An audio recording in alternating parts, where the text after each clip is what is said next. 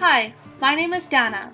Throughout the course of this semester, I was lucky enough to take the class EDFN. This class has opened my eyes to a variety of topics, including hospitality, transphobia, gender roles, sexuality, LGBTQ communities, and the list goes on.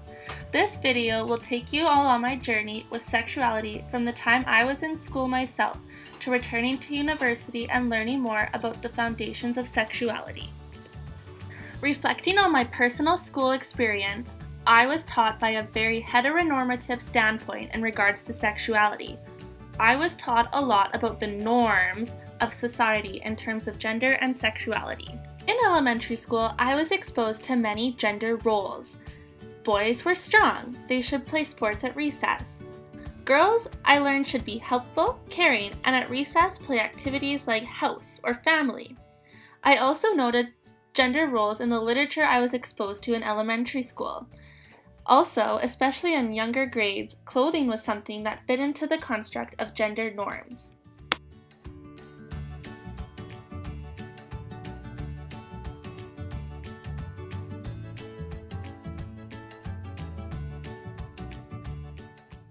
Elementary school was a time of new feelings, changing bodies, and hormones, and teachers didn't really talk about this. At school dances, the dances would start with all the girls on one side and the boys on another. When students finally worked up the courage to slow dancing with each other, teachers would come around with their arms stretched out in front of them and say, "Make room for Jesus." This added a level of shame and awkwardness to the school dance and formed constructs in our mind as students of how we should and shouldn't be interacting with each other. One thing that I remember from elementary school was a mock wedding assignment that we did in grade 8. In this assignment, students were paired up with each other, boy and girl of course. The goal of the project was to get a sense of what living in the real world would be like. There was some benefits to this project, like understanding money, budgeting, etc., but looking back on it, there was also many red flags. For example, boys and girls had to be a couple. This reinforced heteronormative gender roles. Our class had an uneven number of boys and girls though. There were 2 boys left at the end of the coupling process. Instead of them being a same-sex couple, I remember our teacher told them that they could work by themselves or do the project together as roommates. Another way that heteronormative roles were reinforced was, we learned that men and women had to be married, and then buy a house, and then have a baby. These were things that were being taught to us and reinforced daily as grade 8 students. School is a time where a student goes through many changes physically, emotionally, and academically. As I reflected on my experience in high school and what I was taught in regards to sexuality, I had troubles remembering. I couldn't remember a time I had actually been taught about sex ed off the top of my head. I asked some of my friends if they could remember, and they are in the same boat as me. What we learned most in high school was simply academics. In a very sexual time, I find it unreal that most of what I have learned in terms of sexuality and sexual health in high school came from things my peers were talking about, rather than my teachers. After a lot of reflection, I could only come up with one time where sexuality was intentionally taught about in the classroom. In grade 12, in Christian ethics class, we had a presenter come in to teach us about a form of birth control which they called natural family planning. Lots of girls in the class at the time were already on forms of contraception, whether this was a birth control pill, IUD. After this presentation, I remember the girls who were on forms of birth control felt shame for not following this natural approach, whereas the girls who weren't using contraception at the time also felt shame that they weren't at a point in their lives where they were even thinking of needing contraception. Over the weekend, I caught up with some friends from high school and brought up this topic. We all agree that there was a blind eye in our school to sexuality and it wasn't really addressed. We brainstormed together a list of things we wish would have been taught about in school, and this is what we came up with: consent, sexual health, sexual rights, sexual education on male and female body parts, trans sex education, and same-sex education. Throughout this course, we have learned that sexuality is everywhere. It is in the air we breathe every single day.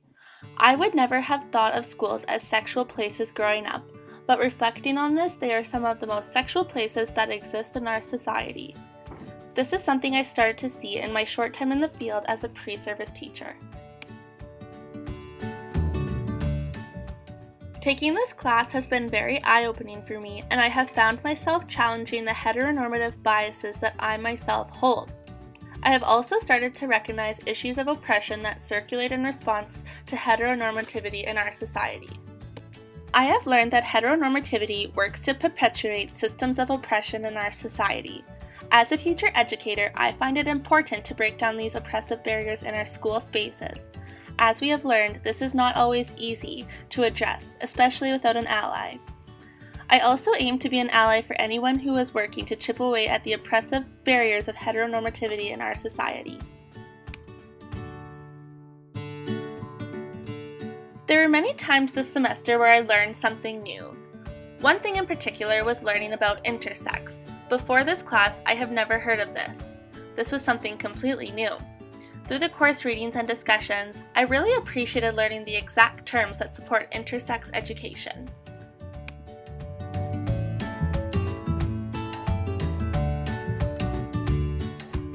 This semester, I had the chance to do a research provocation on transgender youth. In my research, I found some common messages from the trans community. 1. The lack of education and resource supports. 2. Fear of school and social settings. This made my heart break. As a future teacher, I find it so incredibly important to educate students about transgender sexual health and offer resources to students who may need them, so that all students have access to the proper sexual health help that one may need. I have heard from transgender voices that school and social settings can be dangerous and scary places for some individuals. As a future teacher, I strive to make my classroom a welcoming, loving, and safe space for all of my students. In this class, we touched on gender-neutral pronouns. I tried using these pronouns for a few days here and there, and it was harder than I thought. Using these pronouns made me realize just how much I add to heteronormative gender roles and constructions. This made me think of my time teaching and how many times I would say, "Okay, boys and girls." I have spent time reflecting on how damaging heteronormative pronouns can be to students who may not identify with a particular gender. This has made me rethink how I will address my students in the future. This course has helped me become more aware of the pronouns I use on a daily basis. It's the end of the semester, and I bet you're wondering, well, now what are you going to do? I feel like I am going to be leaving this class with a deeper foundation of sexuality, and that I am more prepared to support my students in these areas. 4 things I will walk away from this course with: the idea that sexuality is everywhere. It is not stable. Nothing about sexuality is stable, as I have learned in this class. Be an ally. Heteronormativity and oppression are not going to leave overnight. However, being an ally for members of the LGBTQ community and addressing issues of oppression will lead to a brighter future. Show diversity. As a future teacher, I strive to have the presence of sexual diversity in my classroom, whether this be through literature, posters, talking about various family formations. I think this is something very important to include in the classroom.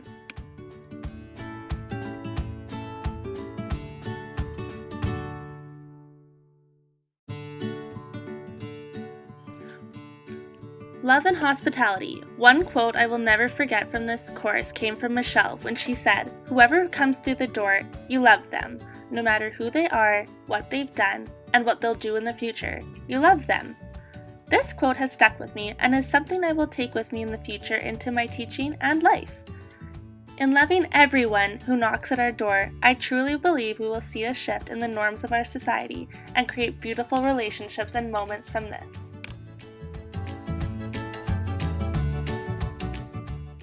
I hope you enjoyed my video of my journey through EDFN. Thank you for watching.